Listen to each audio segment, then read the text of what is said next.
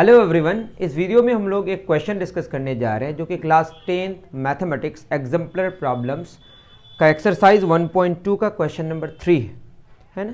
Question क्या कह रहा है? क्वेश्चन कह रहा है कि the product of 3 consecutive positive integers is divisible by 6। Is this statement true और फॉल्स? अच्छा क्वेश्चन है। इसको अगर प्रूव करना हो कि हाँ ये डिविजिबल है, वैसे ट्रू है, तो अगर डिटेल्ड वे में करना हो तो वो प्रूफ मैं बताऊंगा, है ना। जैसे अगर इसका सोल्यूशन आप देखेंगे सिंपली, है ना, सिंपली अगर हम बोलें कोई भी एक नंबर लें, जैसे मैं लूँ 5 और एक लूँ 6 और एक 7, ले लगातार 3 पॉजिटिव इंटीजर्स हैं, है ना। वैसे कोई भी इंटीजर पॉसिबल होगा यहाँ पे, लेकिन अभी पॉजिटिव इंटीजर्स की अगर बात करें, यहाँ 5 है, यहाँ 6 है, यहाँ 7 है, तो लगातार 3 इंटीजर्स को अगर आप लेंगे तो इसमें 6 ऑटोमेटिकली आ जाएगा। मतलब जैसे मैं बोलूँ कोई भी नंबर 10 लो, 10 इंटू 11 इंटू 12, यहाँ पे 12 क्या हो जाएगा, 12 में 6 आ ही गया। क्लियर है? तो लगातार 3 इंटीजर्स में अगर आप देखेंगे, एक नंबर 2 से डिविजिबल होगा और एक नंबर 3 से डिविजिबल होगा। जैसे ये नंबर यहाँ तो डायरेक्टली 6 है और यहाँ पे 12 ही 6 से डिविजिबल है।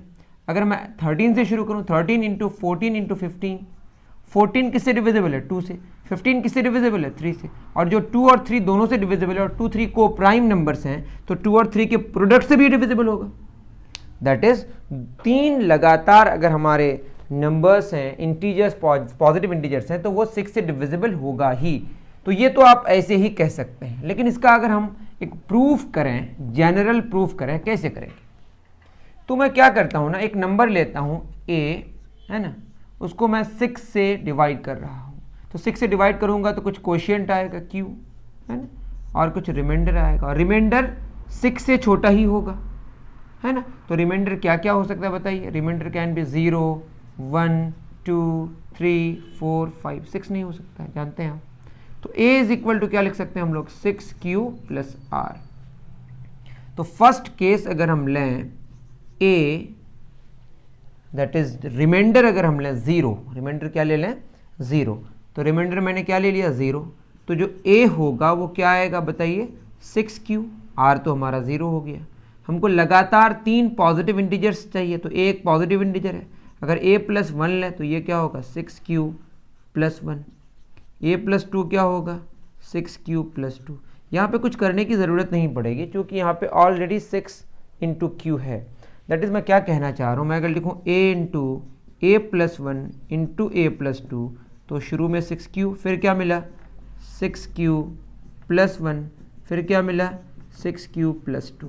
तो आप खुद बताएं, जो a है वो तो इंटीजर है, a प्लस 1 इंटीजर है। जब a प्लस 1 इंटीजर है तो 6q प्लस 1 भी इंटीजर है, a प्लस 2 इंटीजर है तो 6q प्लस 2 भी इंटीजर है।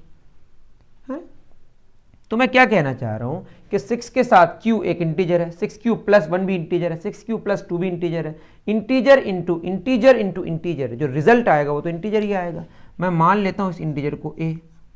दैट इज ये जो लगातार 3 नंबर्स का प्रोडक्ट है, पॉजिटिव इंटीजर्स का प्रोडक्ट है, a फर्स्ट पॉजिटिव इंटीजर है, a प्लस 1 उसके बाद वाला पॉजिटिव इंटीजर, a प्लस 2 उसके एक बाद वाला, ये लगातार 3 पॉजिटिव इंटीजर्स का प्रोडक्ट क्या हुआ, 6 का मल्टीपल आया, दैट इज 6 से डिविजिबल है।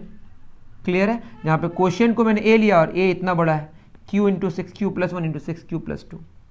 समझ गए? तो अगर मैं r का वैल्यू कितना लूँ, 0 ले लिया। अब मैं अगर 1 लूँ तो हमारे पास जो a होगा वो क्या होगा, 6q प्लस 1। जब a 6q प्लस 1 हुआ तो a प्लस 1 उसमें एक बढ़ा दीजिए तो 2 हो जाएगा। a प्लस 2 क्या हो जाएगा, 6q प्लस 1 प्लस 2 कितना, 3 हो जाएगा। अब यहाँ पे अगर मैं 2 कॉमन ले लूँ तो क्या हो जाएगा, 3q प्लस 1। यहाँ पे 3 कॉमन ले लूँ तो यहाँ हो जाएगा 2q प्लस 1। क्लियर है? अब अगर मैं लूँ a into a plus 1 into a plus 2 is equal to क्या हो जाएगा, a है 6q प्लस 1, यहाँ पे 2 इंटू 3q प्लस 1, और उसके बाद क्या है हमारे पास, 3 इंटू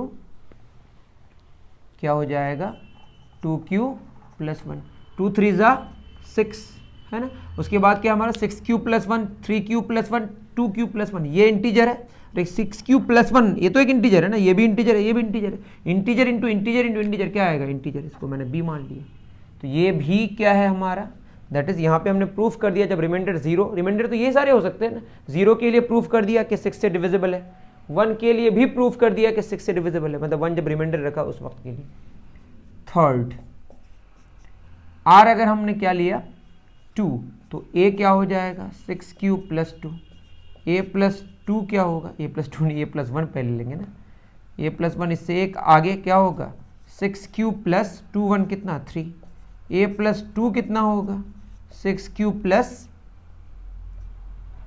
4 2 2 4, ठीक है, क्योंकि a तो 6 क्यूब प्लस 2 है ना, उसमें एक बढ़ गया 3, उसमें एक बढ़ गया 4 हो गया। अब अगर यहीं पे हम देखें तो ये क्या होगा 2 इंटू 3 क्यूब प्लस 1, यहाँ क्या होगा 3 कॉमन ले लेंगे तो 2 क्यूब प्लस 1। अब इसको करने की ज़रूरत ही नहीं, चूँकि 2 3 6 यहाँ ऑलरेडी आ जाएगा, तो a into A plus 1 into A plus 2 क्या हो जाएगा, यहीं पे मैं डायरेक्ट कर लूँ, 2 3 कितना हो गया 6, और सबसे पहले कितना आया 3 क्यूब प्लस 1, फिर कितना आया 2 क्यूब प्लस 1, फिर कितना आया 6 क्यूब प्लस 4। ये तो खुद एक इंटीजर है, ये भी इंटीजर है, ये भी इंटीजर है, तो integer into integer into integer integer होगा, 6 ही मान लेते हैं। यहाँ तक हमने प्रूफ कर दिया। अब r का वैल्यू कितना ले लेंगे 3।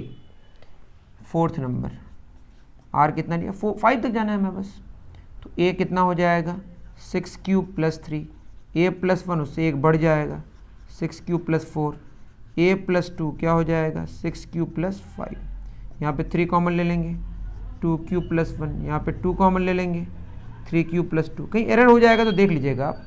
तो यहाँ पे अगर हम लें a into A plus 1 into A plus 2 क्या हो जाएगा 3 2 6, यहाँ पे हो गया हमारा 2 cube plus 1 3 cube plus 2 into 6 cube plus 5। अब खुद देखिए 6 into integer into integer into integer आएगा, तो इसको 6 डी मान लेते हैं। तो r इज इक्वल टू 3 तक हमने ये प्रूफ कर दिया। अब किसका करना है 4 और 5 का, किसका करना है बताइए 4 और 5 का, ठीक है। चलिए आगे बढ़ते हैं, यहाँ तक हो गया हमारा, इसको मिटा देता हूँ, है ना। किसका लेना है, कितना नंबर तक क्या 0 1 2 3 4, अब 5 नंबर है ना, कितना लेंगे रिमाइंडर 4, तो a इज इक्वल टू हो जाएगा 6 क्यूब प्लस 4, तो a प्लस 1 कितना हो जाएगा 6 क्यूब प्लस 4 1 5, a प्लस 2 क्या हो जाएगा 6 क्यूब प्लस 4 2 6। यहाँ तो ये सब लेने की ज़रूरत ही नहीं, क्योंकि 6 यहाँ पे ऑलरेडी कॉमन आ जा रहा है 6 क्यूब प्लस 1, दैट इज मैं अगर लिखूँ a into A plus 1 into A plus 2, तो यहाँ पे 6 आ गया इंटू क्या 6 क्यूब प्लस 4 6 क्यूब प्लस 5 और क्यूब प्लस 1। ये एक इंटीजर है, ये भी एक इंटीजर है, और ये भी एक इंटीजर है, integer into integer into integer क्या आएगा इंटीजर, वहाँ डी मान है इसको ई मान लीजिए, ई एक इंटीजर है ना, समझ गए। उसके बाद 6 r कितना ले लेंगे 5, तो a क्या होगा 6 क्यूब प्लस 5, a प्लस 1 क्या होगा 6 cube plus 5 plus 1 6, a plus 2 क्या होगा 6 क्यूब प्लस 5 2 7। तो अगर हम लें a into A plus 1 into A plus 2, तो यहाँ पे 6 कॉमन ऑलरेडी आ चुका 6 इंटू क्यू प्लस 1। इसका मतलब समझ रहे हैं ना, a प्लस 1 को डिवाइड किससे कर रहा है 6 से, तो क्वोशिएंट क्यू प्लस 1 आ रहा है और रिमाइंडर नहीं आ रहा है 0 आ रहा है। जैसे a प्लस 2 को यहाँ पे 6 से डिवाइड कर रहे हैं, रिमाइंडर 7 तो आ नहीं सकता, इसको आप ठीक कर सकते हैं। वैसे मैं इसको इंटीजर ही मान लिया, क्योंकि इंटीजर ही है, इसको ज़रूरत ही नहीं है, तभी मैं इसको छोड़ रहा हूँ समझ रहे हैं। एक्चुअली इसको लिखना चाहिए इसे 6 क्यू प्लस 6 प्लस 1, तो ये हो जाएगा 6 इंटू क्यू प्लस 1 प्लस 1। मैं इतने डिटेल में नहीं जा रहा हूँ, 6m प्लस 1 ऐसा कुछ लिख सकता हूँ, ठीक है। चलिए कोई बात नहीं, लिख ही दिया।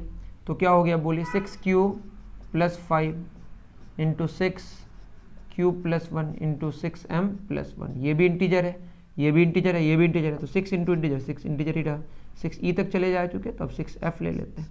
तो 5 तक ही लेना था।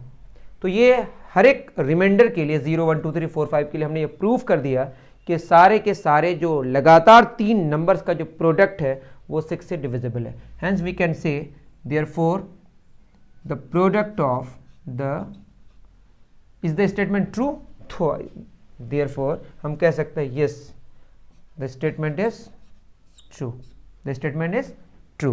तो ये इसका सॉल्यूशन हुआ, मैंने डिटेल समझाने की कोशिश की। मैं उम्मीद कर रहा हूँ कि आप समझ पाए होंगे। मिलते हैं फिर नेक्स्ट वीडियो में। Thank you very much.